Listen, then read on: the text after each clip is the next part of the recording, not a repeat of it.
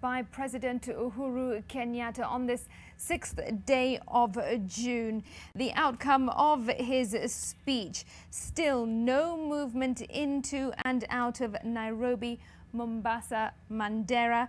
That has been extended by 30 days. All right, before I continue with the key highlights, let's listen in once more to what's happening at State House. Imekuwa ni lazima kupitia kwa yale ambayo afya nzima, yani ile fraternity ya afya imeweza kuangazia. Hapa tuko na wawakilishi wachache wa washikadau wa afya, wataalam, wauguzi ambao tumekuwa tukijadiliana nao. Wale ambao huwa tunakutana nao muda kwa muda wako karibu zaidi ya 100. Na tuliongea juzi, tukajadiliana kabisa paka usiku tukijiuliza ni tutaweza kupeana advice gani kwa serikali kuhusu maneno ya COVID na restrictions. Kwa hivyo yale ambayo yamesemwa ni maoni ya watu wote wa afya ambao wameweza kuongea na kujadiliana, watafiti, wataalam na wote.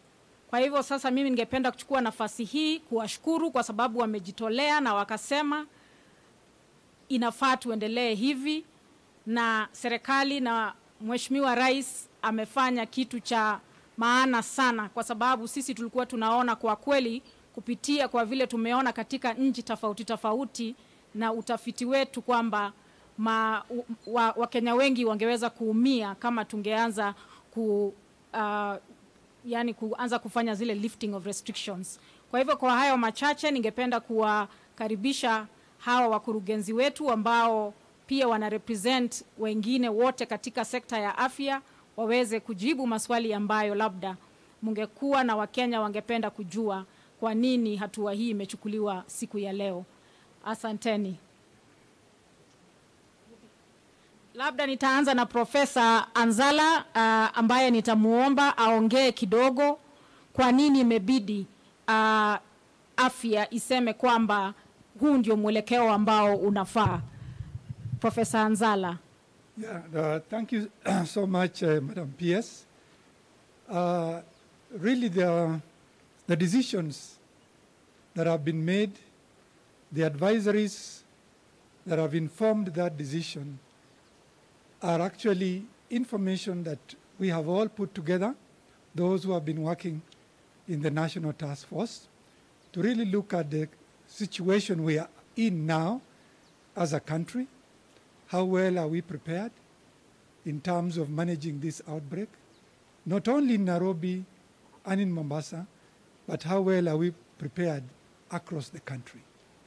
So I know that decisions were difficult, exactly as our president said, but then with those decisions made, I'm sure that we shall do all that is necessary to ensure that in the interim period, a lot of these things can be put in place so that we can actually be able to realize the kind of things that Kenyans are yearning for. It is not easy, ladies and gentlemen, but I think those of us who are sitting at the National Task Force are actually equal to this task. Maybe I would want to ask the professor to talk about the phase of the pandemic, because any pandemic has got various phases. And right now we are in a very different phase, and why it was important that the decisions that were made today were made in view of the cycle of a typical pandemic. Yes, the understanding should be that an infection of this nature that is new, realize that SARS-CoV-2, the virus, and COVID, the disease, is only maybe 6-7 months old. You know, having been identified, discovered in Wuhan last year, that is December. So the natural history is that it is a cluster infection. It is spread, you know, through contact, very close contact, breathing, coughing, sneezing, you know, touching surfaces that are contaminated.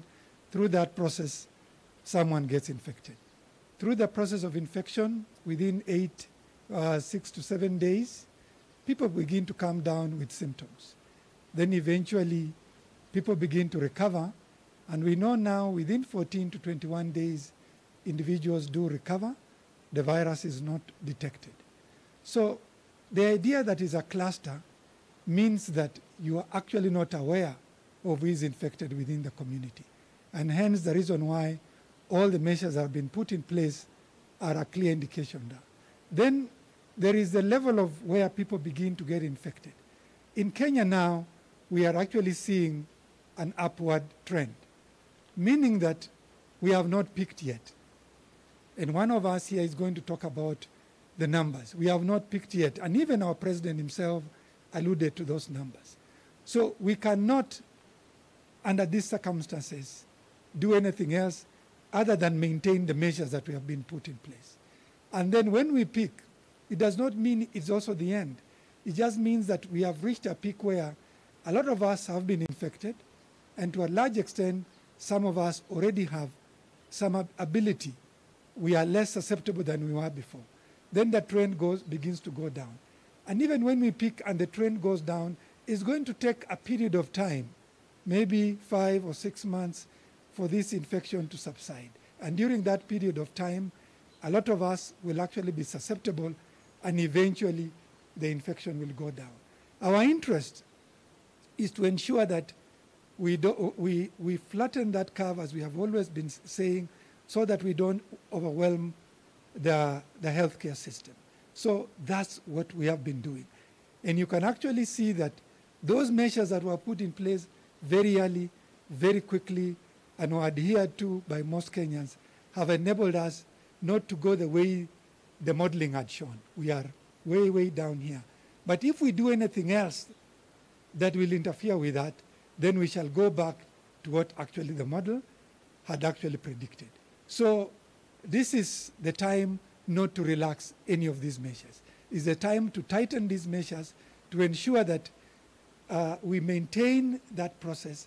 Our healthcare system is not totally overwhelmed, and at the same time, we manage and shield those of us who are vulnerable.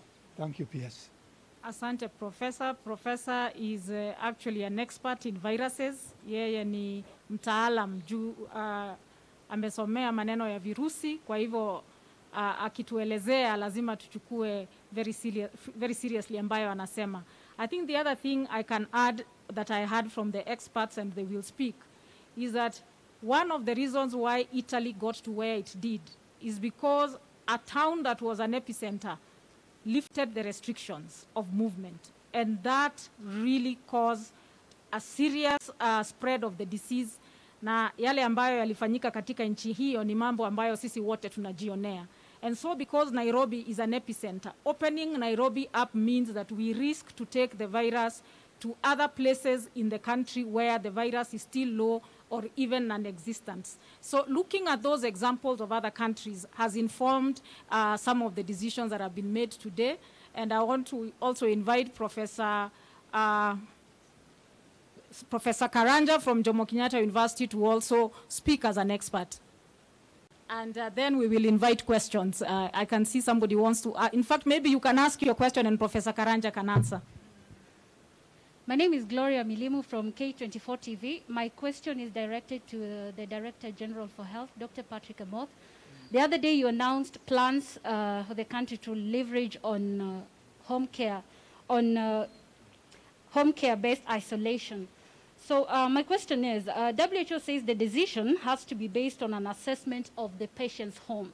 So in the event a patient tests positive during the mass testing we've been seeing, will healthcare workers have to assess the home first before the patient is allowed to proceed on home care-based isolation?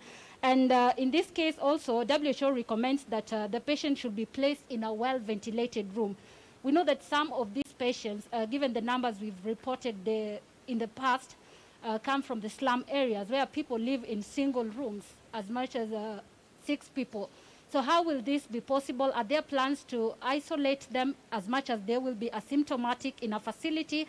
And then how will this waste be collected, the infectious waste from the home care-based isolation? Thank you, Gloria. You are very right that WHO recently approved home-based care guidelines for use. And we have customized the guidelines locally as a country. And the guidelines we'll disseminate the guidelines to the counties on Monday. It will be based on a strict criteria, based on assessment by the healthcare workers to be able to see whether that particular person or individual fits the bill for home-based care. So home-based care does not apply for everybody.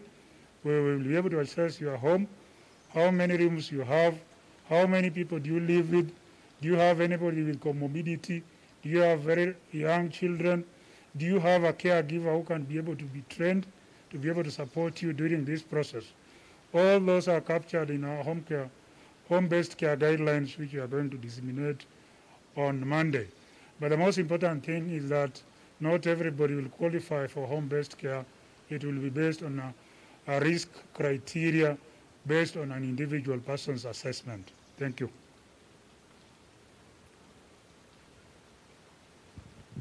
My name is Rita Tinina. I have two questions. One of them is that KEMRI did a genetic makeup of COVID-19.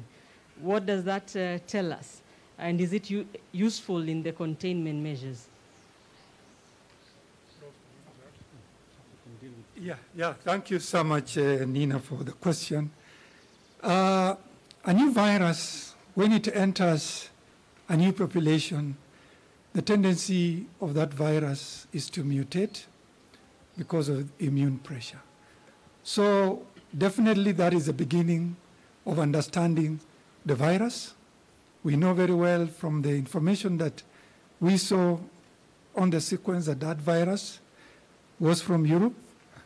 So sequencing makes us understand it. Sequencing also gives us a sense that when vaccines are made, and vaccines are being made, are they actually appropriate for the kind of sequence that is actually circulating? So that is the first sequence. We shall continue sequencing because we know very well as time goes by, these viruses will actually mutate. So that is a good science because that is a kind of science that will inform what we do with this outbreak, that will inform what we shall see, for example, in Mombasa, what is a strain in Mombasa, what is a strain in Nairobi, what is a strain in Western. So this information will keep gathering and will inform the kind of decisions we shall make. So that is important for understanding immunology. Sequences are also important for understanding the vaccine development. Thank you. And following up on that, right now the country is still struggling to flatten the curve. Now that the measures have been extended, your projections, what are you looking at? Are we going to continue with an upward trend? Will we be at a plateau at some point? Will there be a dip? And if so, at what point? Thank you very much, Richard Tinina. When you talk about extending the interventions and the period of restrictions, what you are doing actually is to make sure that you extend the period within which the cases arise. Ideally, when you start with a population of susceptible individuals, if you spread them over a prolonged period of time, then the rate at which the number of new cases come cannot overwhelm your health system. So what we are looking at here is a possibility of extending the interventions and thereby reducing the rate at which the number of new cases come. And when you do that, if you look at our current case fatality rate, the number of people who are dying out of those that are detected positive, it's going to around 5%. If you are able to extend this, then our healthcare system is not overwhelmed. Those that require critical care services are able to access that. Those that are able to access the critical care, when they access that, therefore you reduce the rate of mortality. However, if you lifted the restrictions and the curve the numbers surge within a very short time, what happens is that you overwhelm the system. And therefore, you will move our case fatality rate from the current maybe 5% to what you saw in Italy, to what you have seen also in a country like Spain. The other thing is this: as you prolong the duration of interventions, the curve goes down, and you also improve on your preparedness. The enhancement of resource mobilization and, for example, enhancing facilities within the counties. We know that that is the next battlefield, counties. So if you are able to do this, then it gives us preparedness and reduce the rate at which you get adverse health outcomes out of infected cases. Eventually also, you give chance for science, for people who are inventors to come up, for example, with vaccines. And therefore, this is going to work well for all of us. Therefore, opening up of areas and lifting restrictions should be always guided by when you have a turnaround on the numbers. When you have the curve going down, then you can think about opening up. And I believe that we are going to get updates through the NERC from time to time. Thank you very much. Maybe just to add to that response by Professor Karanja, I think one of the things that His Excellency the President mentioned is that with every amount of increased contact between people, you're likely to see a small increase in numbers of people who fall sick or die. But it doesn't have to be that way. I think whenever there's an opening up, it calls for a higher sense of responsibility by everyone. So now more than ever, every Kenyan must take responsibility for prevention. That means that this is the time that you want to avoid crowds, you want to leave your house with your mask, and you want to follow all the basic hygiene measures. Remember, those have not been lifted. So for us to continue with this trend of a lower rate of infections and deaths, we must continue to adhere to all the prevention measures that have been mentioned previously. Gloria Milimu, K24 TV. As the government plans to reopen schools, how will we avoid surges in infection given the infrastructure we currently have in the country? Then again, will the students and teachers be tested regularly? And will all teachers, perhaps in the event of boarding, be required to live within the school compound? And then another last one, a scientific one. There are two research studies that have shown the benefit of receiving infusions of blood from COVID-19 survivors. And this was done in China, where 10 patients received plasma infusions. In terms of just scientific developments, where are we as a country? Are we also looking into some of these things we are learning from other countries? Well, thank you very much for those questions. I'll answer the first one around reopening of schools. I think one of the challenges, and I think you pointed out this very well, with opening of schools is we know the sort of conditions that are in many of our schools. So for one, there may be crowding because of having many children in class, but it's also difficult to get children to constantly adhere to some of the measures that we put in place for prevention. Which means, one, I think it was pointed out about the timing of the opening. You want to really time this opening to a time when you're reporting a fewer number of cases, which means by then, either some people have gotten infected and may have some measure of immunity, for example, but also that the people who have infection and can transmit to children are also fewer. When the opening happens, then there are certain measures that will have to be put in place. And I think this is something that the Ministry of Education is also looking into. One would be around how to ensure we don't have crowding. So there may be different strategies around how children go to school, having a phased approach as opposed to opening everything at once. So that would be key, ensuring that there's flowing water, that children are taught to wash hands, but that parents also take responsibility to ensure that their children understand why some of these measures are important. So it will not just be a school responsibility. That responsibility starts with us as parents, that as I prepare my child for a time when schools are opened, one, I understand why do they need to wear a mask? And does my child understand why they need to wear their mask? Does my child understand why they need to wash hands regularly?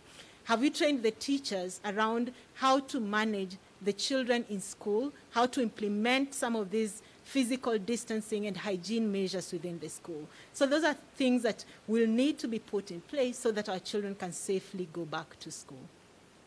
Those are questions on convalescence. Yes. What you're asking is the use of what we call convalescent plasma or convalescent serum. But it is not proven yet, like many other drugs that have been tried in the management of COVID. But what it also means that we locally must also understand our own natural history before we can even try it out. And what do I mean by that? What I mean is that for those of us who get COVID and recover, do we have antibodies within ourselves? Because that's what they are trying to use.